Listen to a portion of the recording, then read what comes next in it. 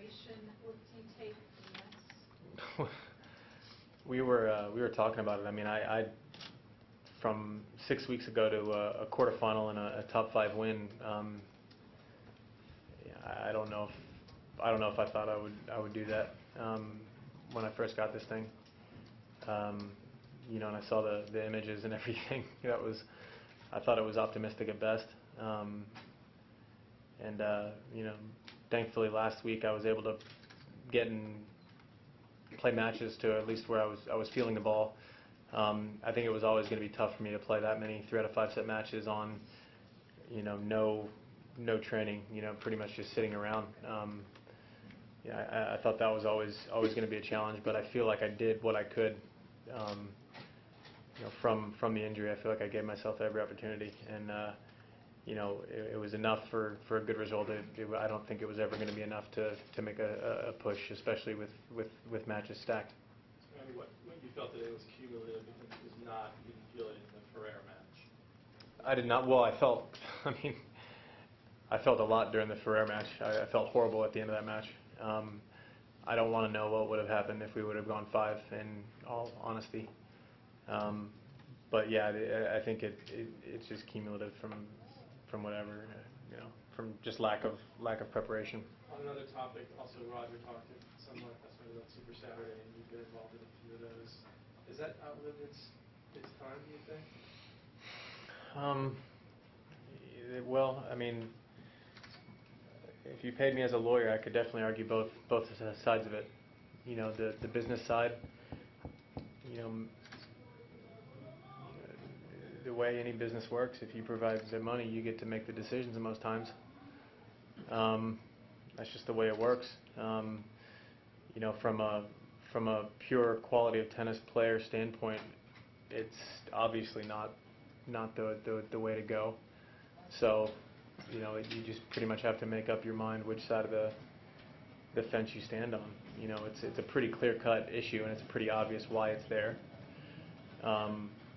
It's a big ask. I mean, I've had to do it, a couple of times, and it's certainly tough. Andy, obviously a disappointing finish for you and for John today.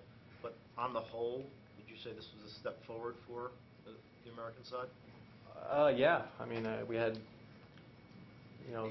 there were a lot of good things, men and women's side. I think, and that's without Sam there also. I mean, it could have been another one. So hopefully he'll get back. And the fact that you're asking me that question, I think, is a step in the right direction. Normally it's already written. So that's I think there was a positive sign, especially from some of our younger players. On the flip side of that, it's the second Grand Slam this year where the top 4 seeds go through, and it's the top 4 players in the world. How difficult will it be for anyone to crack that top 4 going forward, and how impressive is that top 4? Well, Soderling cracked it last year. I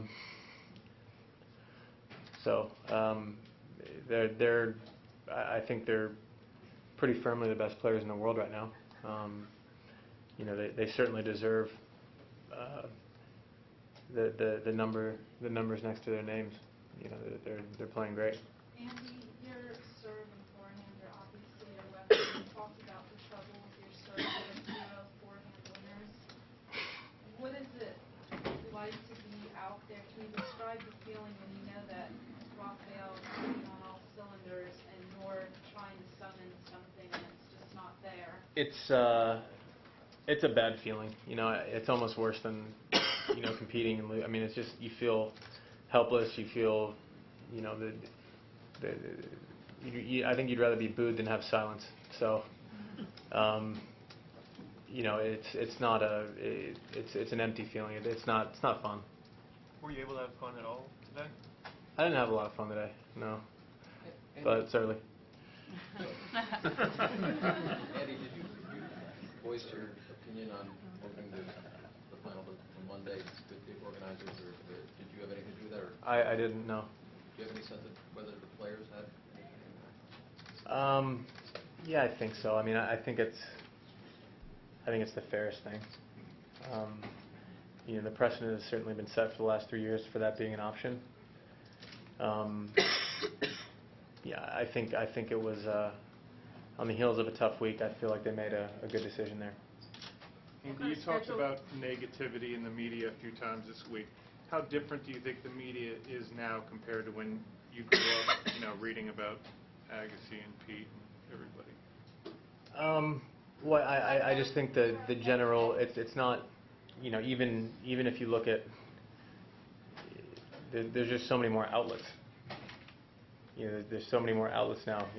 When at the beginning of Pete and Andre, I couldn't go online and have every person with access to a computer was all of a sudden a journalist. Those are the facts of it. It didn't exist like that. My beef was just, it's tough for me to sit back and watch a match and see a guy, 20 in the world in tennis be referred to as a journeyman, but then you look at let's take for instance a Major League Baseball All-Star. There were 87 of them this year. But if you say you're an All-Star, there's a certain amount of clout that comes along with it, correct? Right. I'm not sure if it's a 12 or 15 person roster in the NBA, but if you're 24 in the world, you're an All-Star in the NBA. And I don't like people mispronouncing names of guys 22 in the world, and I just think at a certain point we need to build it up and maybe show people how good these athletes really are. I mean, there's probably less guys making a really, really good living in tennis than there are Major League All-Stars. I think it's a hard thing to do, and I don't think it's always presented that way. I don't think it's not me being bitter. I'd rather point out how good some of these players are, more than 3 guys or 4 guys. Andy, you've had some major accomplishments, some great runs. What's this tournament still mean to you? Well, it's great. I mean, I think this was, I played a lot of matches here. I didn't know the number, but I think they said yesterday this was the 8th quarterfinal I've made, so that's a lot of memories. I remember back when I was 15, 16, we won a doubles match in the main draw, and I thought that I was the biggest star on the planet. So it was just a lot of good memories from here. So it's a place I'll certainly always appreciate. And the crowd's silence, how did you interpret that? Do you think they felt sorry for you, sad for you? I don't know, and that's one of the most disconcerting things. You don't ever want them to think that you're giving less than you can. And obviously they can't, I feel like the people watching on TV have more of a grasp of what you're going through than maybe some of the people in the crowd.